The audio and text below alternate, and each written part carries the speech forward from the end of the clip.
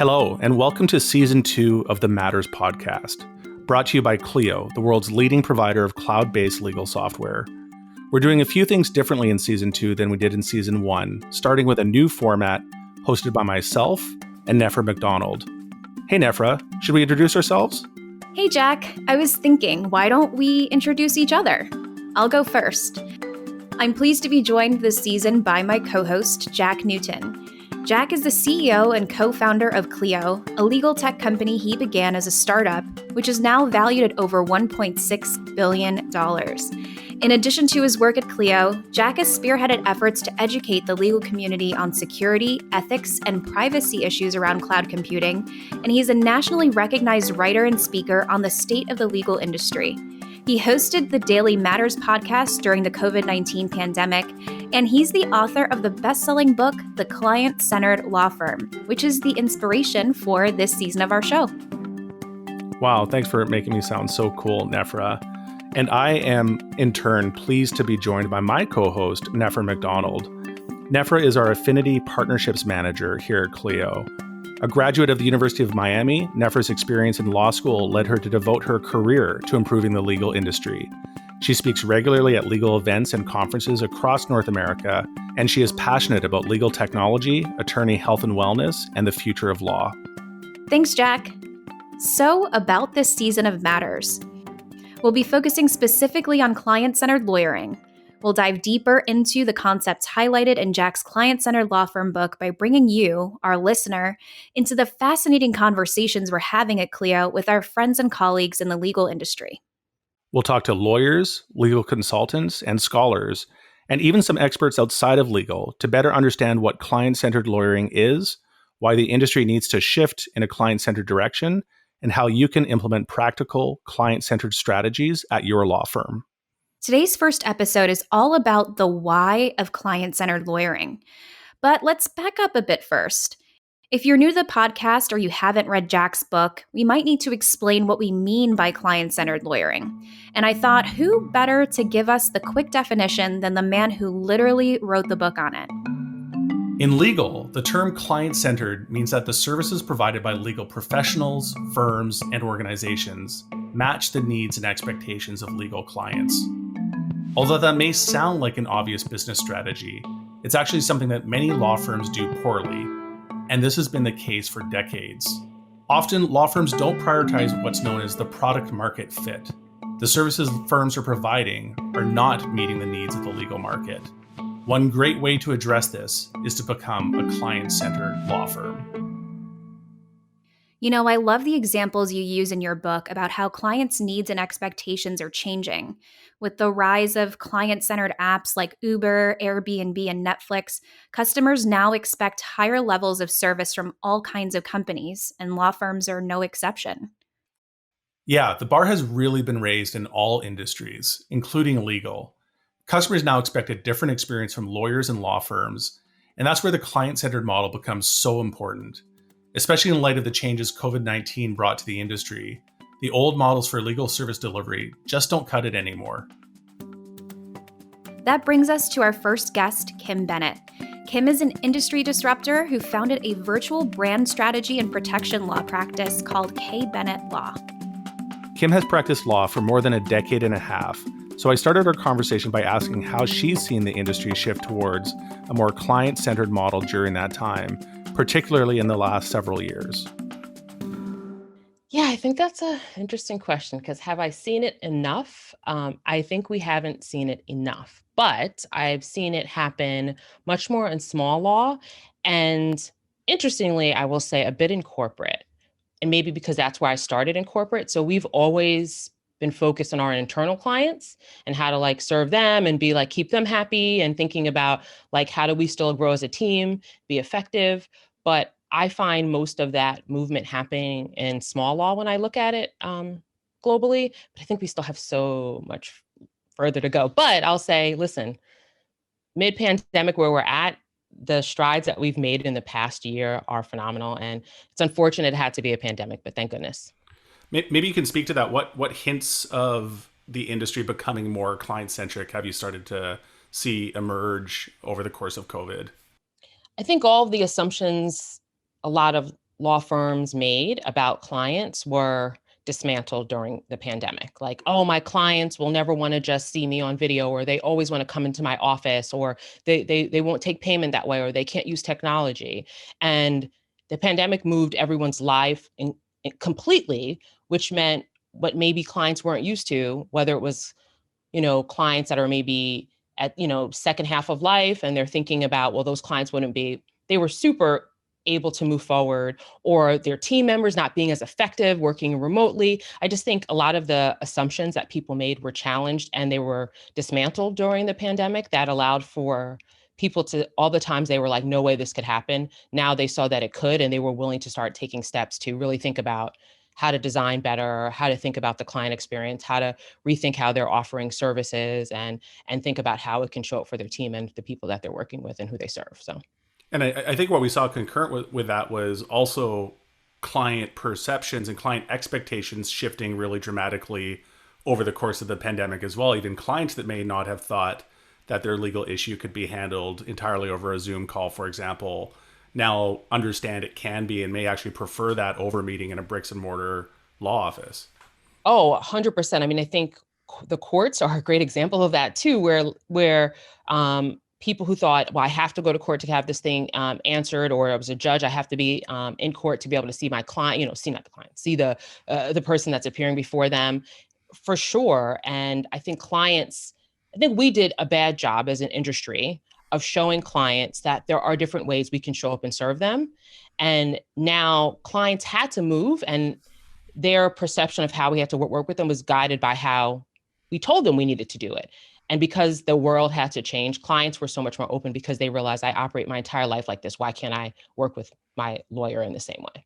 So with these rapid shifts in client expectations and client preferences, I think being client-centered is more important today than it's ever been. Can you tell us more about what client-centered lawyering means to you and your firm? Yeah, for me, it means designing an experience that leads with empathy, that embraces active listening, that shows that we show up as a team member for the people that we serve, and that I also want to be the place that people want to work. I want to be an employer of choice. And I think all that comes from my experience in both law and psychology. And I've always approached it that way. And I think that was something that was different for those of us that were in that smaller cohort in law school where we're doing that dual degree program. But that's what it means to me, just like being a better listener, thinking about what it's like for the client, thinking about them as a full, complete person. And we're just a drop in the bucket of what's happening in the rest of their life. And then also being a place that others want to work at so that we can continue to build that experience. And what do I see in its impact? I think it's tremendous. I think it's what sets us apart. The best way I can say it is what a client said to me was that a client literally said this to me, and they said it to me a couple of times because we show up as internal team members, and they said, we feel like you're a partner to us. We feel like you're a team member. Sometimes we don't even know how you know this much about our business and you're not here full time. And I think that's what client-centered strategies have done for my firm and how they've showed up as the impact that it's made, simply because we can deliver that type of experience while also thinking about how we show up as a team that makes us manage our well-being too. So you've had amazing impacts on your firm, on the client base, and how you practice law with client-centered lawyering. Can you tell us why client-centered lawyering seems so revolutionary? I think it's just not what we're taught. For lawyers in particular are taught to, unfortunately, I believe in law school, center ourselves, right? And we think while we're trying to solve problems, we forget about who we're solving problems for and what's happening in the rest of their life. And we don't necessarily bring in all the other disciplines that are important to the conversation about working and solving problems for clients. And so that translates into how we practice then. And so I think there's just a big shift in how the industry has always operated, and that we have to change, and that it's no longer appropriate just to say we're going to hold on to all the knowledge. There's access to knowledge in ways that you never had before. So I think it's revolutionary because of technology changing, because clients have changed, because those that are coming into the industry are changing. So that they expect us to do more than just show up and give them a doc, show up and give a divorce, right? They really want us to understand what's happening so that we can get them to that next stage in life or in business beyond just that one small piece. They want to see the bigger picture. And I think that's why it's so revolutionary, right? Because we are shifting. Clients are shifting, the world is shifting, and the law and legal industry has not done that. And now it's time to play catch up. Tell us more about why the industry needs to adapt to the client's needs now. Why should a firm have a sense of urgency around becoming more client-centered today? So I don't think technology is going to take over what we do, but I do think there's some of what we do that lends itself better to technology. And then if we don't care about the experience, if we don't think about what's happening for the clients, what outcomes they're looking for, what it's like to have all the touch points with us before and after, we're going to continue to leave a lot of the needs that we have yet to meet unmet. The urgency is now because the time has been past where we needed to shift and do better, and we just have stayed stuck and not really listened to what clients want, and even what those that are coming to our industry want, like the newer attorneys, the all legal professionals, not just even attorneys. I love what Kim says there about how lawyers have stopped listening. She's so right. It seems like a simple shift to make, but the legal industry has really struggled with that shift in the past few years. And right now, there's this sense of urgency because, as Kim says, the time has passed. Yeah, and it's really important for law firms to pay attention to what Kim is doing. She's implementing client-centered practices into her law firm, and that change is having a huge impact for her. Clients are beginning to expect better service, and Kim is delivering it. But many firms are hesitant to really change the way they do things and adopt a client-centered model. Exactly, and that's what I spoke to Jordan Furlong about. A legal analyst and consultant who founded the Law 21 blog, Jordan really put this hesitancy law firms have into context. Here's how he put it. Jack, from my perspective, I think the right way to look at the whole question of client centricity in the law is almost to think about, would we ever have a conversation about the opposite? Imagine a world in which law firms were already client centric and lawyers were already thinking of their clients, 24/7, but as a high priority. And imagine someone comes into the boardroom and says, folks, got a great idea here. Listen, how about we start paying less attention to the clients and we care a little bit less about the client experience, but we spend a lot more time focusing on making as much money as we can and dragging out the process by making it more difficult for people. And the looks you would get in that circumstance, of course, would be, that's crazy. Why would you ever even think about doing that? So part of the challenge we have when talking about, as we do need to talk about the shift of client centricity in the law, is to say, why in the world has it taken us this long? Why isn't this already the way that we're doing things? So I think the main reason why we need to be talking about this is that it is a long overdue corrective to the way we have been working in the law for decades, for arguably even longer than that, and just reorient ourselves to remind ourselves the whole point of being in the practice of law, in the legal services industry, is to serve. And we need to know who we're serving, why they need us to serve them, and what kind of outcomes they're looking for. That to me is foundational. That to me is where we need to start. So you talked about, maybe framing it through looking at its opposite. Maybe let's talk about that for a moment. What do you think the status quo looks like, and why is this idea of a client-centered legal practice such a novel seeming idea in the legal industry? I think there are a myriad factors that have gone into creating an environment in which lawyers' services and law firms, as the business vehicle for lawyer services, have gotten to this point. And you can identify a number of different culprits. We can talk about the fact that there is hardly any training or preparation for lawyers at any stage of their careers. I'm not just blaming law school here, around the purpose of a business and the focus on customers and the whole idea behind nurturing relationships and building them and establishing yourself as a trusted resource and person to reach out to. That is not part of our development regime in the law. And of course, the development of regime in law is an entirely other hole for us to jump down. But that's been a really big part of it. A second part of it has been, we have been, for the most part, a market in which the supply side, which of course today is mostly but not exclusively lawyers, has traditionally been exclusively lawyers. We have not had to worry about anybody else competing with us, and we have not had to worry that any one of us is going to radically change the approach that we have taken. Because again, why, if it ain't broke, why would you fix it? And I think third, there is a real problem around the I guess you could almost call it the perception gap of legal services in particular. And I think this one afflicts us more than it does other sectors and other industries. Most legal services, as we both know, are the types of purchases or the types of acquisitions that people don't know the quality of what they're getting. They're credence goods, right?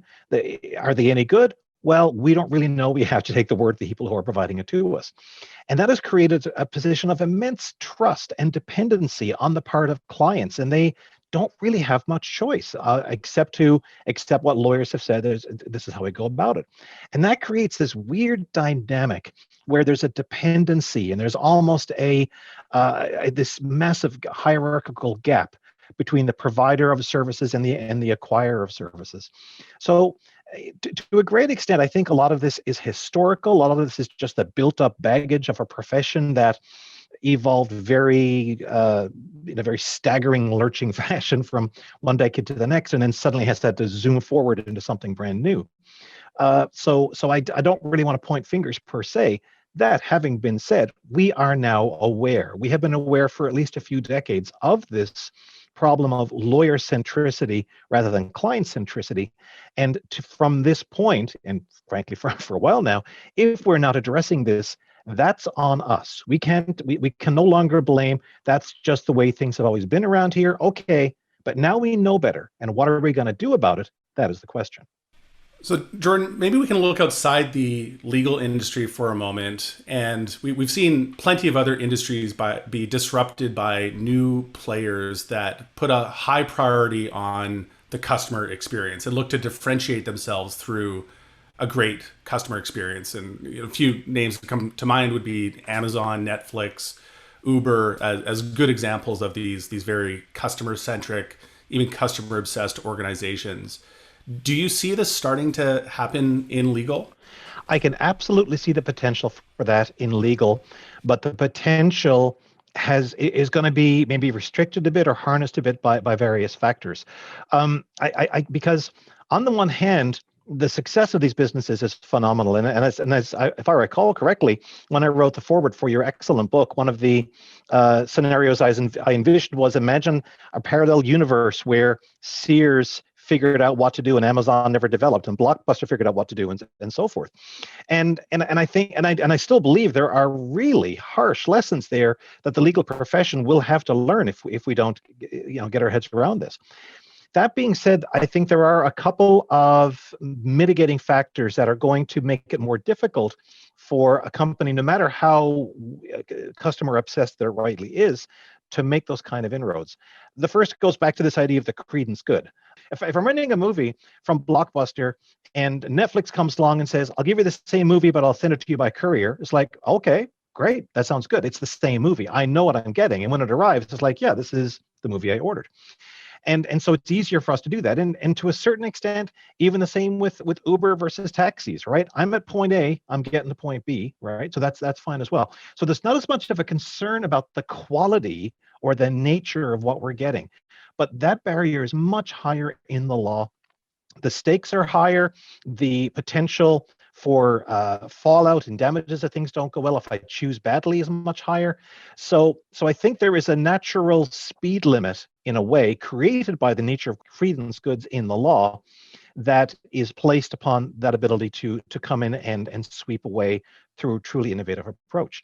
And the second aspect of it, and that's why Uber is actually really interesting as an example, because Uber did something, I think, not necessarily unprecedented, but really interesting. Uber came into a heavily regulated market and said, we're going to ignore all the regulations. We're just going to break them.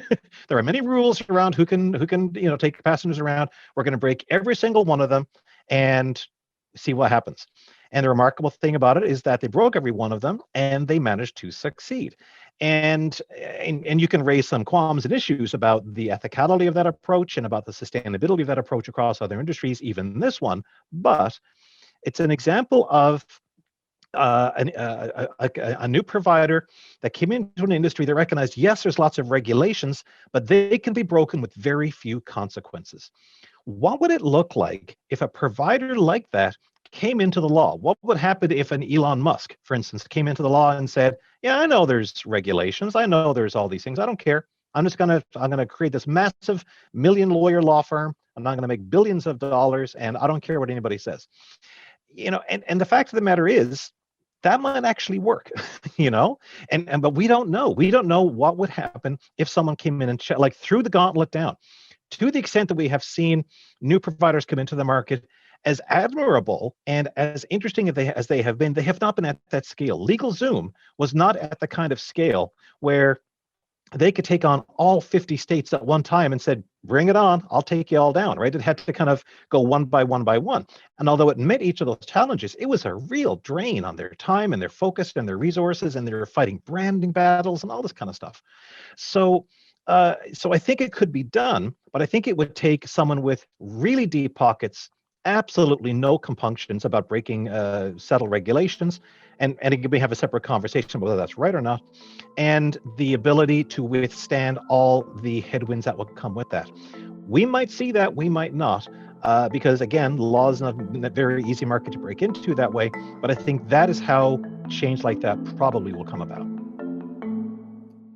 Jack, as I'm listening to Jordan, it seems like just a matter of time until the experience is king model makes it to the legal industry. Absolutely. And in a lot of ways, it's already happening. I spoke to Nika Kabiri from Kabiri Consulting about this shift. She's an academic who has spent 20 plus years studying how people make decisions in a variety of contexts.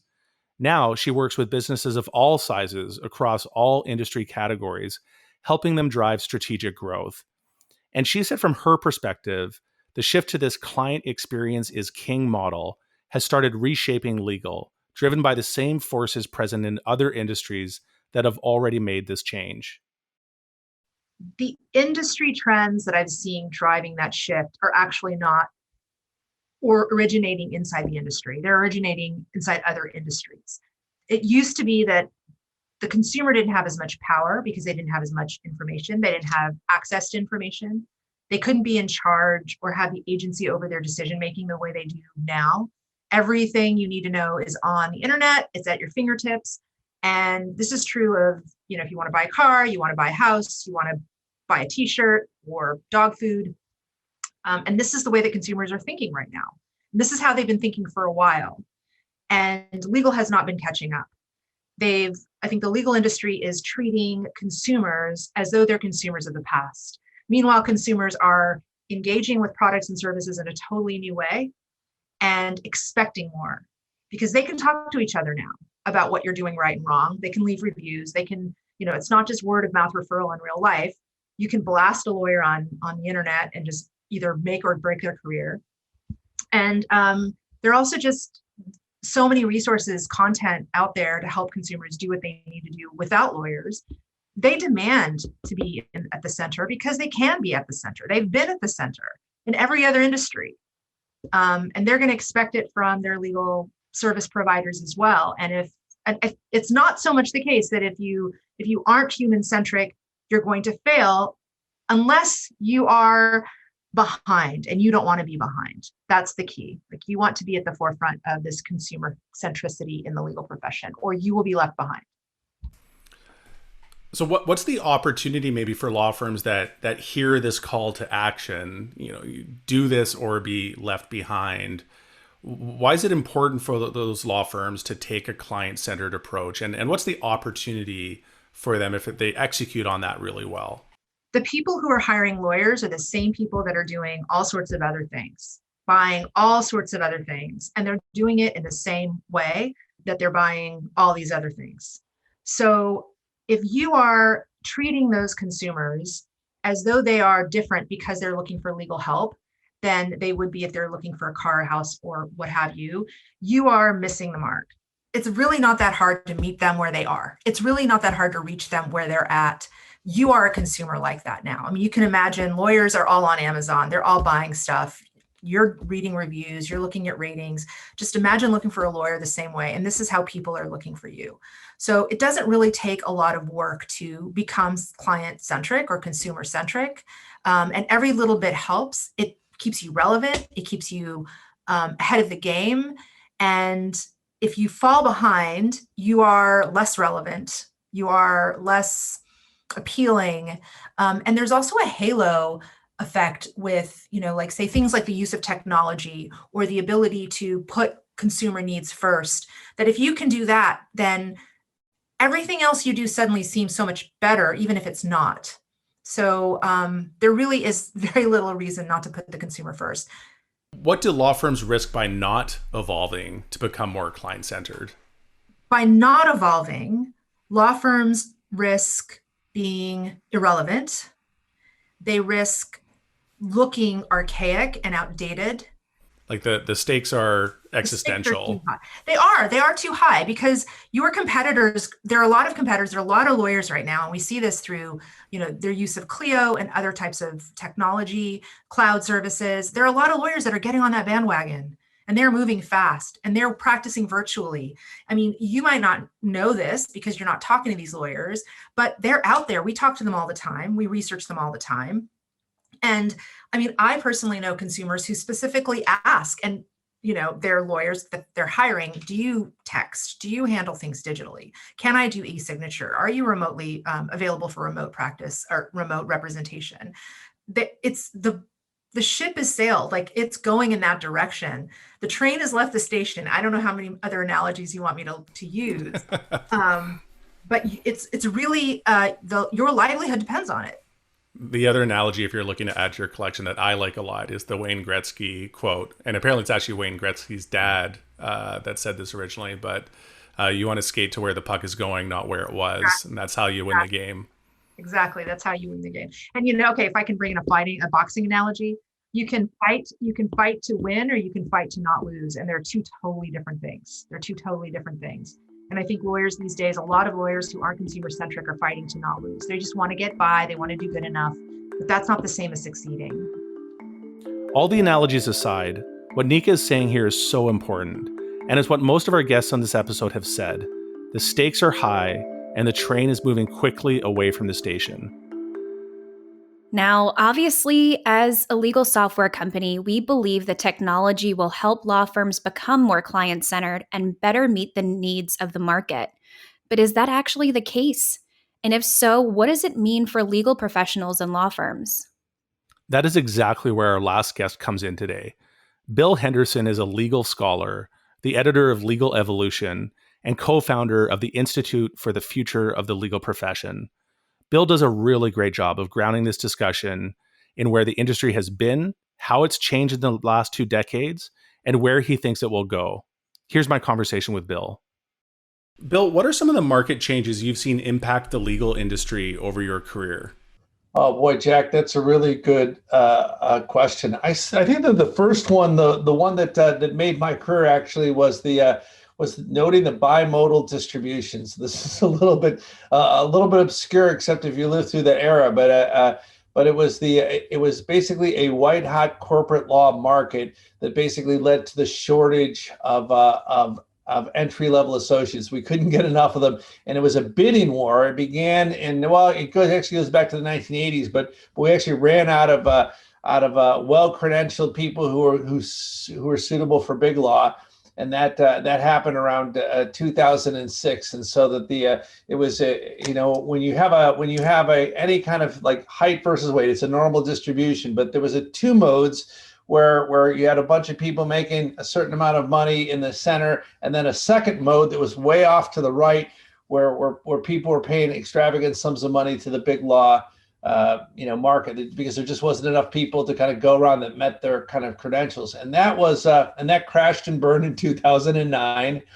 And I think that was an interesting trend that really kind of mark the beginning of a completely different era because the corporate market has been flat then. Two other ones I want to point out to that I only identified as trends through data. One of them was the decline of the people law segment, and this is probably near and dear to the hearts of Clio users because it's primarily lawyers serving kind of smaller market, smaller businesses and individuals, not these big corporate behemoths, but lawyers have been struggling to make a living serving people for almost 40 years. This goes back to the Chicago Lawyers 1 and 2 study, which are two law professor famous studies that were from 1975 in Chicago and 1995. And the other one was just the massive growth of the in-house counsel. I saw that through data, and we had about 35,000 in-house counsel in 1997. We're up to about 108,000. So there's as many lawyers working in-house as there are in corporate law. And so I guess, Jack, the big takeaway from all this is that big law has been the narrative of the legal profession for close to 20 years. But if you pull back and you try to get the full market in view, it's a much more variegated market, and there's no good spokesman for people law, unfortunately. So, have you seen some of the transformation in legal influenced by other industries? I think that the closest we're going to come there is to software, and you're going to see some influx of software in the legal industry that is starting to change things in fairly big ways. My friend Dan Katz, maybe listeners know who Dan is. He's a professor at Chicago, Kent, and a real as a data scientist in addition to a lawyer, makes a really good point. Is that although the legal vertical is kind of big, it's not like big like software big or automotive big, or, like writ large and like the consumer market, the big consumer markets. It's about it's probably a $400 million, billion-dollar vertical, which isn't very big in the kind of the bigger scheme of things, and it's highly variegated. And so what I mean by that is that you have big law, but then you have big law broken into tax, labor and employment, real estate, and then you get into industry niches, and then pretty much these markets, when you look at the sub-markets and the sub-markets, they're just highly variegated, and it makes it hard to generalize about actual clients. And so the software is beginning in certain tranches of the market. I mean, Clio is a really good example of it because it's practice management software and workflow management software for the B2C market, which is fairly uniform. But we're beginning to see I would say software is probably the best example of this. And I would also say another industry that's starting to have a big effect is just private equity venture capital, because they're financing all the innovation that's poised to happen in this space. And so you actually have non-lawyers, making investment decisions that used to be limited to just lawyers. So keep your eye on that.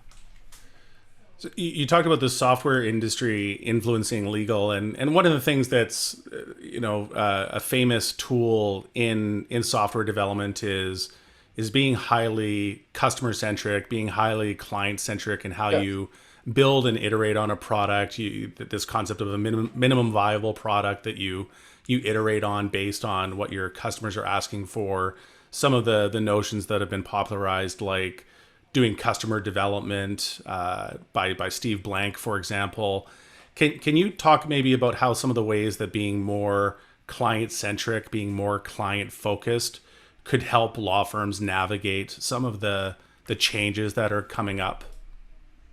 Well, Jack, you've just asked the $1 million question. This is a very, very difficult thing to do. First of all, I mean, I'll give you a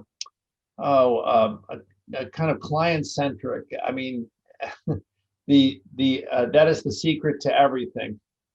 Part of the challenge, though, is that you're really talking about, when you're talking about client-centric, you're talking about empathy, and you're talking about getting in the shoes of the end user. And actually, that's not an intuitive process for a large number of lawyers. It can be taught, but it's its own discipline. Like design is its own discipline, and you work backwards from some sort of a persona.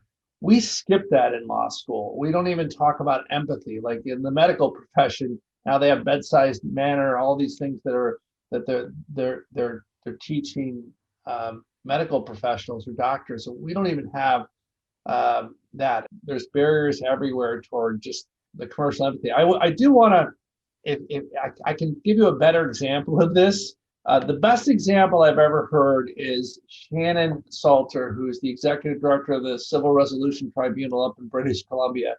And for those listeners that don't know what this is, it's an online dispute resolution, the first government-sponsored one to go live.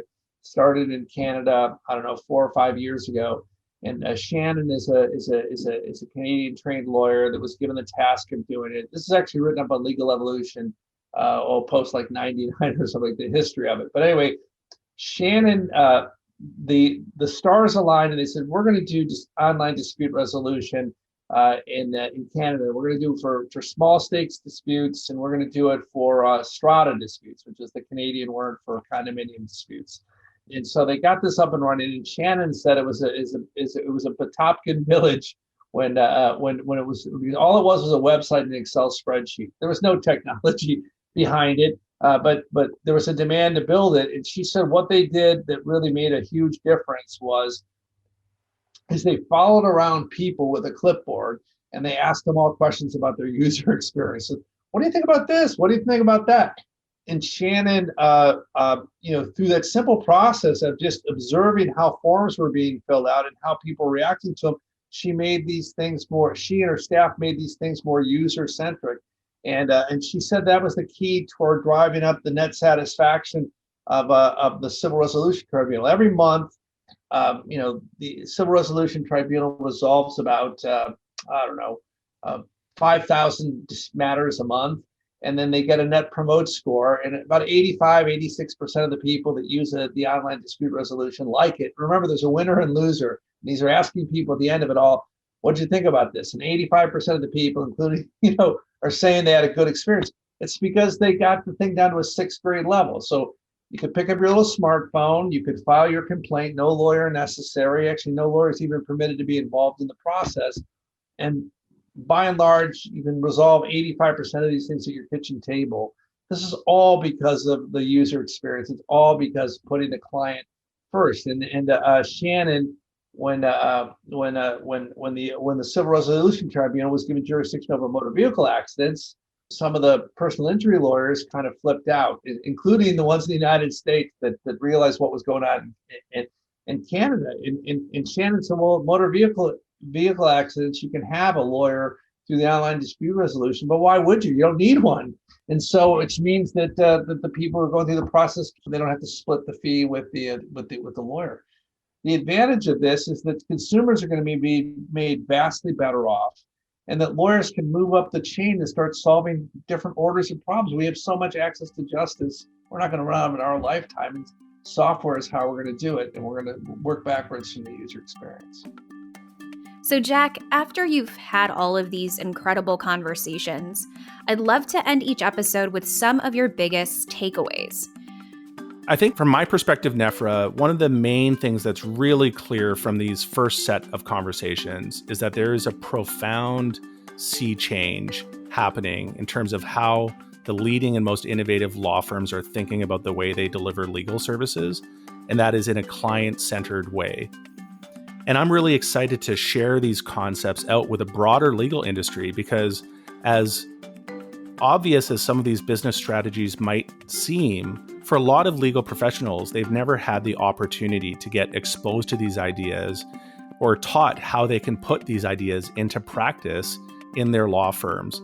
So I'm really excited over the course of this second season of Matters to share out the amazing conversations we've had about client-centered lawyering and about what the future of legal will look like. Thanks, Jack. That is a great note to wrap up the first episode of Season 2 of Matters. Coming up next time, we'll have a discussion on the history of legal service delivery and how the legal industry's occasionally adversarial relationship with technology applies to our modern context. I'm really looking forward to it. Thanks, Nefra, and thanks everyone for listening. This has been a presentation of Season 2 of Matters, based on The Client-Centered Law Firm, the best-selling book by Jack Newton. Matters is hosted by Jack Newton and Nefra McDonald, produced by Andrew Booth, Sam Rosenthal, and Derek Bolin, and brought to you by Clio, the world's leading cloud-based legal technology provider. Be sure to subscribe to Matters wherever you get your podcasts so you never miss an episode. If you'd like to learn more about Clio, please visit us at clio.com. To read Jack's book, search for The Client-Centered Law Firm wherever you buy your books.